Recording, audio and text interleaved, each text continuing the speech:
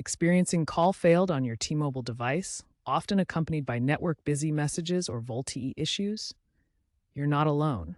This error typically arises from network congestion, outdated carrier settings, SIM card problems, or software glitches. T-Mobile heavily relies on VoLTE, Voice over LTE, for call quality, but these failures can occur, especially during peak hours or in areas with weaker signal.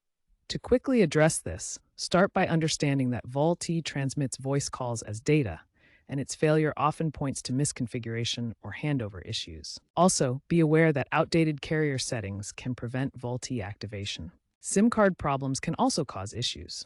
First, update your carrier settings. On Android, go to Settings, then System, and check for a system update. On iOS, go to Settings, General, About, and look for Carrier Settings Update. Next, toggle VoLTE in your phone settings. Disable it, then re-enable it, and restart your device. Resetting your network settings can also force a reconnection to the network. If these steps don't work, contact T-Mobile support via their app or by calling 611. Finally, ensure your SIM card is properly seated and test it in another device if possible.